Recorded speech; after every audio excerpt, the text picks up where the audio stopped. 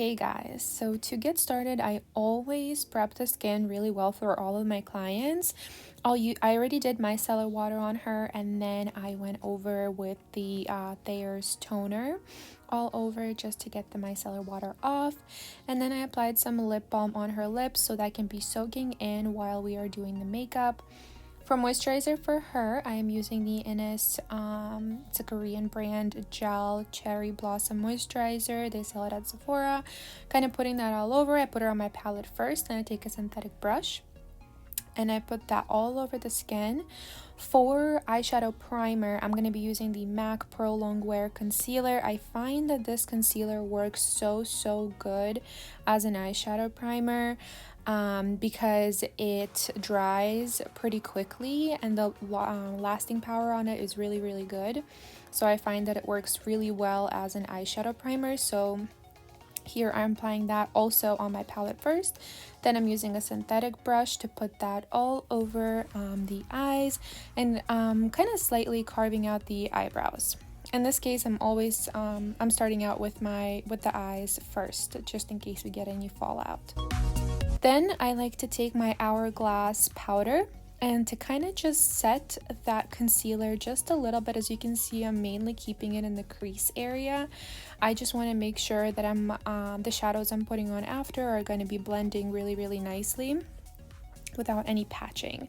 So I like to just put that in the crease.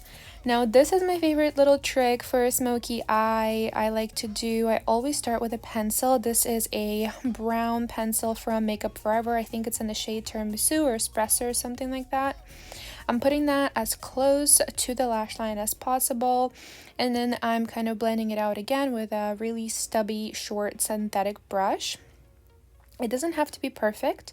You can just keep on blending, so it's going to look sort of like this. And I'm doing the same thing on the other eye, just applying the pencil first, going in with the brush, blending it out, and then adding more also if I need to for depth.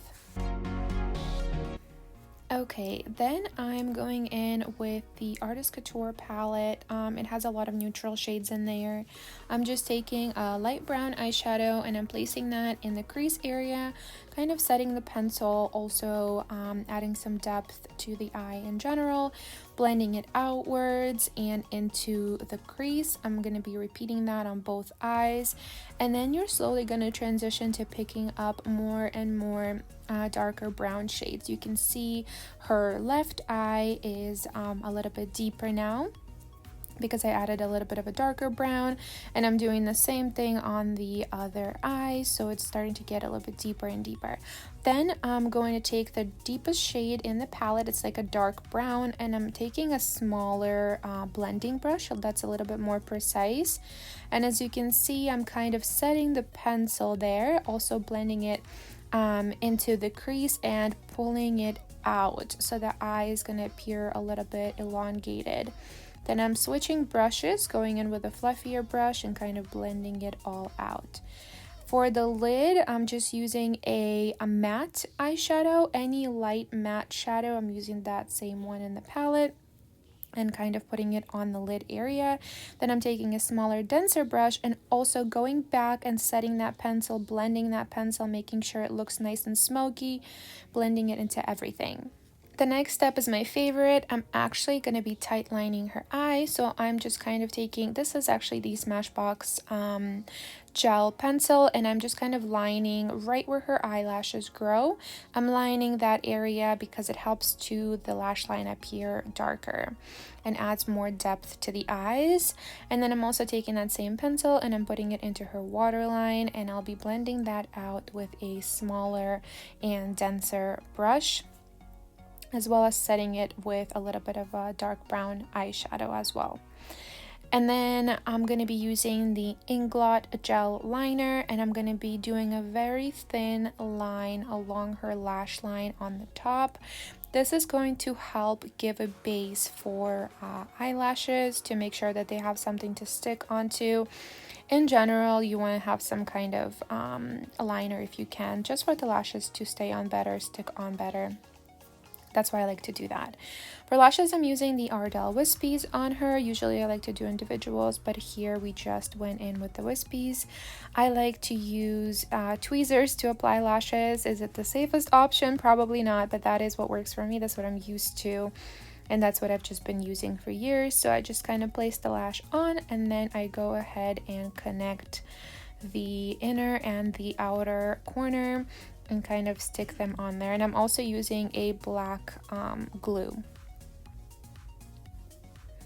I'm getting rid of any fallout that she may have and going in with the Rose All Day from Physicians Formula.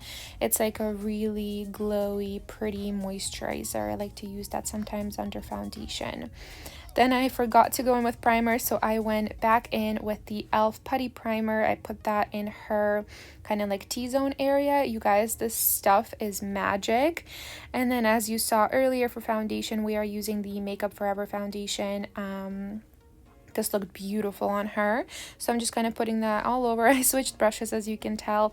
I like to go and start very, very light and then add more and more coverage if I need to. This is Herbal Foundation on, and then I'm going in with concealer. I believe I was using the NARS concealer, Radiant Creamy Concealer, and I'm going in with a more dense brush, and then I go back in with a more fluffy brush to kind of make sure everything looks flawless. So I'm kind of, here you can see, going with the dense brush, and then I switch to the fluffy brush, and then I'm adding the concealer for more coverage in any areas that she may need more coverage in.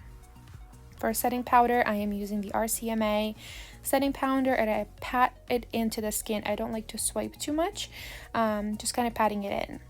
I love this bronzer from Jaclyn Hill. It is the lightest one that she has. It's really good for those light-skinned girls, so that is what I'm using here on her. And I'm kind of warming up her skin a little bit before we do the contour. For contour, I'm going to be using the Park Princess Avenue. It's from Tarte. It's that big palette that Tarte has, and I always use that middle cool shade. And I'm just going to go in and contour her face just a little bit, not too much, on both sides, her forehead, and then I like to do the jawline a little bit too, bringing it down on the neck, kind of like everywhere. For blush, I'm using my favorite brush. It's from Dior Backstage. It's always sold out, but it is so beautiful, as you can see. And then for highlight, I'm using the Dior Backstage highlight as well. I kind of mixed the top two, to be honest with you, so I'm just putting that on her right there. Her skin looked so good. I'm obsessed with the Makeup Forever foundation.